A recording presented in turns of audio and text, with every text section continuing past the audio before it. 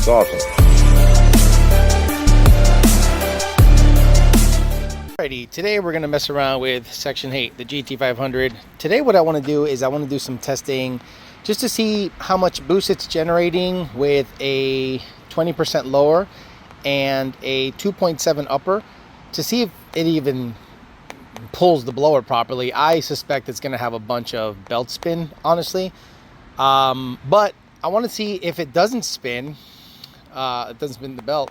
I want to see if there's enough fuel, you know, in the currently configured fuel system to, you know, allow proper fueling, or do I have to trigger the third pump and, you know, have everything go okay? Just to remind you guys, it is a 2650 from Magnus, the Magnum series. Yeah, it's dusty. It's just, you know, I haven't driven it all that much because it's just been raining a lot here in South Florida. Obviously, just to remind you guys, I configured the cold air, custom cold air 2-into-1. In the future, if I want better drivability, I'll probably make it one big throttle body. So I'll probably make a manifold to go 2-into-1, like a 168 Kenny Bell or something like that, or a big oval of some sorts. But just giving you a reminder that yes, I still have it. Sorry, it's dusty, Magnuson. I'll clean it, and we're gonna go out there and do some testing on it.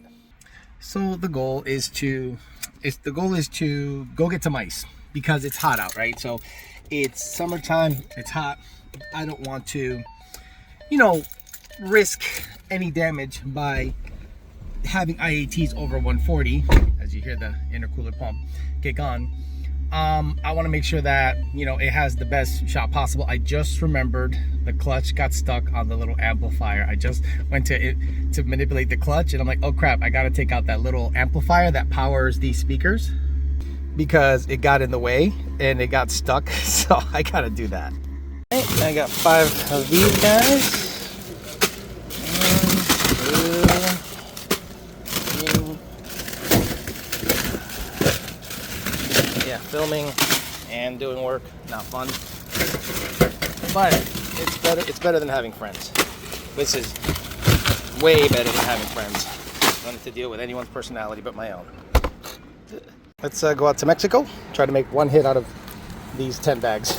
One clean hit anyway. Alrighty, so as I sit here, it's 113 IAT because I was driving down, so it's not that bad. So what I'm gonna do now is just stuff it with ice, try to get it to about 85 or so, and then make one hit. The goal is just to make one hit as you would do at home, a 3,500 to 7,500 hit. Problem is 7,500 is like 130 miles an hour in this thing. So I can go up to about 7 just to make sure the belt is not slipping. So we'll do that. 2 bags in it, and the trick that John taught me, he goes, Alex, you know, it's probably a good idea just to like pre-cool everything, just so you don't shock it. And I'm like, you know what? You're right. He did it at Texas 2K a couple of times, Senior did, and it worked extremely well. So let's run the pump for a little bit and then see what IATs are once you kind of run it through the system. You hear it moving back there. He is stuffed with ice, so we're gonna go in there, see what IATs end up at. I know I gotta clean this, but you know what? Time, guys. I have no time. And all I need to do is make one hit. 3rd gear, see what the MAF frequency is doing. My God.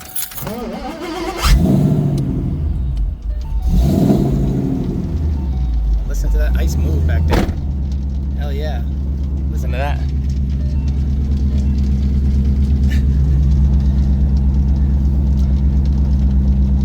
Should be, yeah, okay, good. So exit gauges, data log, diagnostics, data logging, generic.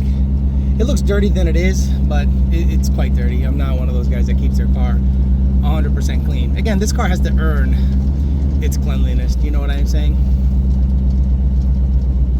So air charge temp is what I want to look at. ACT 102, start recording. It'll get down to the 90s, but because it's recording right there, I'll see it on the data log. So let's go. Down to 84. Very nice. 82. Wow, very nice. Recording just a hit as if you were doing it at home.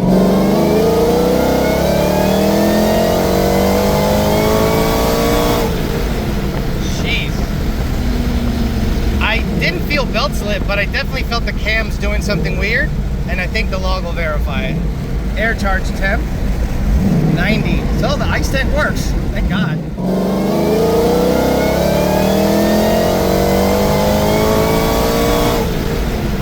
Jeez. Pretty whiny. Like, you could definitely hear the whine. It felt fast because I'm getting that nervous feeling in my stomach. I was like, this thing feels fast. So let's pull up, look at the data log, analyze it the best we can. I think the cams are doing something wonky. Remember, I have Gen 2 intake cams, and I think the phasers are doing something silly. You know what I mean? It's doing something really silly. I don't know why. A cop literally just went by, and I just came from doing a 130 mile an hour hit. Luckily, the federales don't care that much. Okay, so I'm gonna enable the SD card.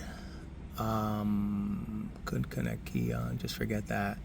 Diagnostics, USB SD, and now the SD card is active via a USB port, so you don't have to yank the SD card out anytime. I made the investment of buying like 10 Amazon cables like this, just so I'd have a bunch just sticking around. I literally bought 10 of whatever that is, mini or micro, I think it's mini, and just to have it. So let's look at the data log.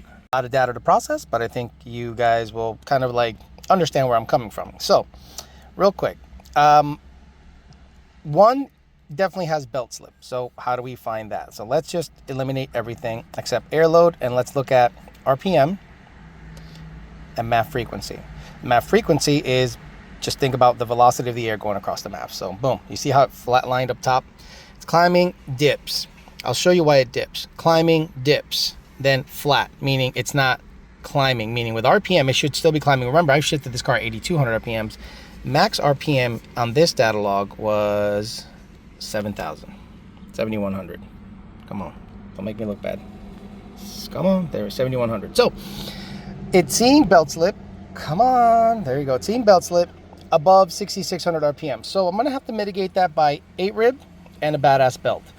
I have the belt size already, so all I have to do is, instead of the K6, I get the K8, and I have to update every idler pulley and tensioner pulley to 8 rib, which I already have the part numbers, just a matter of doing it. So, okay, good, got that figured out. But it did generate another 0.42 air load. So it's probably generating, it was 2.0 before with the 2.7 upper and the stock lower. Now it's generating 2.42 air load. That's about 21 or 2 PSI. If I was just to guess, I'm just guessing. Again, it's only at 7,000 RPMs. I have 5,200. So a couple of things I wanted to look at closely. Fueling. Really? That's what I get for going to a Publix parking lot to look at data logs. But fuel trims, right?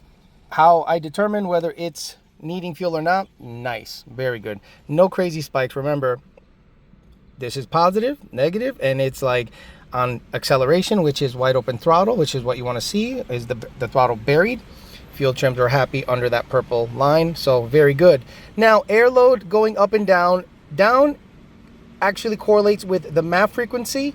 This other dip correlates with that MAF frequency, and then this MAF frequency is belt slip going down. Why is the MAF frequency dropping? Well, because it has Gen 1 and Gen 2 intake cams, there is something happening where, you know, they go positive and they blip, and then air load goes down. So I think it's either a phaser issue, a wiring issue, a sensor issue. Something is causing the intake cams not to be happy. Now, I could chase it and try to mitigate that, or I can actually just install Gen 1 like boss cams in it if I can find them. So I'll probably be on the lookout for Gen 1 boss cams and have everything be Gen 1. You know what I mean? It's kind of a already wonky setup. Let's make it a little less wonky. It'll keep everybody happy, and it'll cause me to like have less grief. But spark, it slammed at 21 degrees still. Where, remember, this is a low compression guy, but I still don't like to go too much more above 21, 22 degrees. So spark peak was 21 degrees at the top, so it didn't go above that. A lot of you guys have tuners that shove it at 28, 29, and under the auspice of low compression. Okay, cylinder pressure, it's over 2.4 air load at peak. Okay, 2.4 air load is like 20 something PSI. Now, do I think 2.4 air load with a low compression illuminator, and if no belt slip is happening, is enough for 8s? It depends on the 60 foot of the car, to be honest with you. It all depends on how I get the car out with T56, the suspension, everything. Like if that car cuts a 1.40 or a 1.39, which would be phenomenal, I think I have an 8 in it. But we have to mitigate a couple of things. We have work to do. The blower is making power. Let's look at air charge temps because we did enable the ice tank. So we're going to go back to RPM. We're going to eliminate spark and we're going to shove air charge temps. They went down. That's right. During the pull, they went down, then they came back up. They went as cold as 86 degrees Fahrenheit, and at the top of the pull, it got up to 99 degrees, and it is ambient 90. I want to say ambient 90 degrees. It's very hot out there. So the ice tank is working great. We figured out the cooling issue. Remember, I've had cooling issues forever. It ended up being a combination of wiring, pump, a bunch of things, but we ended up fixing that situation without putting too much money into it. So far, it looks like the GT500 is doing pretty well. I definitely have to mitigate some of the cam stuff. The belt slip, so that means 8 rib, so I have to update everything for 8 rib. I'm going to have to probably get a low profile water pump pulley to clearance the 8 rib idler right behind the water pump pulley. I'll show you that.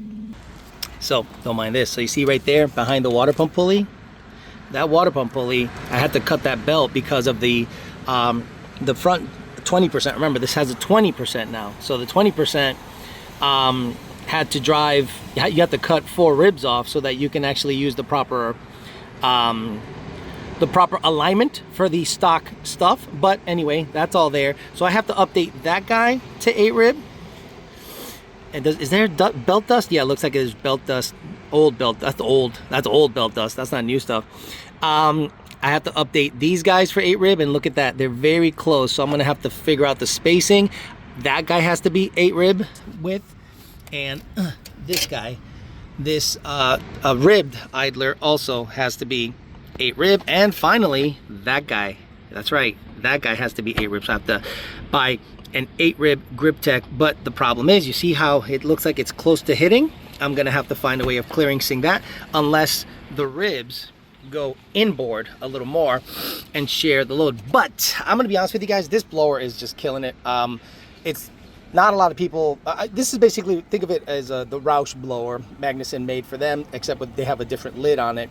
And to be able to get a Gen 1 computer system to run 2 throttle bodies, 1 cold air, have the wiring work, have it drive well, have it make boost, have it make all that stuff, I'm really impressed with it. Look, it's just something that not a lot of people do, and I thought I'd take on the challenge just to give you guys some content. But we definitely have to go back to Gen 1 intake cams just to get that out of the way.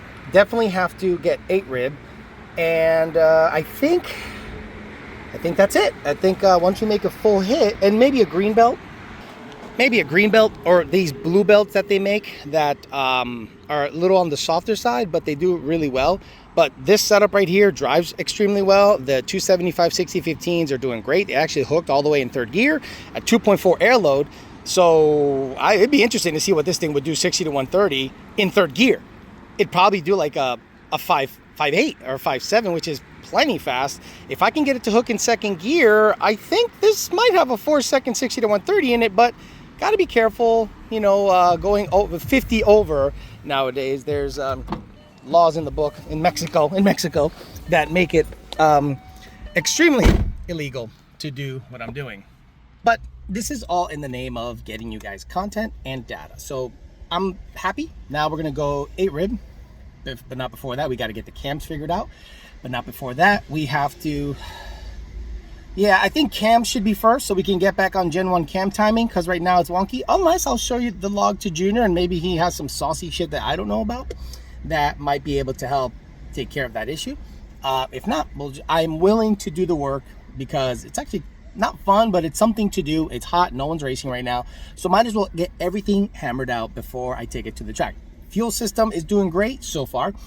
The ice tank is doing great so far. Mitigating the belt slip and the cam wonkiness is the next step, and we'll see if we can do a 60 to 130 in the 4s and take it to the track in the fall and maybe run an 8. We'll see.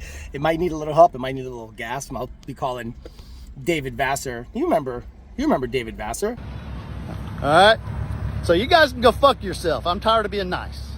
Yeah, that guy. I'll probably call him up and be like, hey, let's throw a 150 shot in this thing. It's a sacrificial lamb low compression illuminator. I have a high compression illuminator in the garage, so I have spares on spares. So I am not afraid to get after it for my goal, which is 8 seconds, and to get you guys content. All right, guys, I'm out of here. Thanks for listening. We'll talk to you later.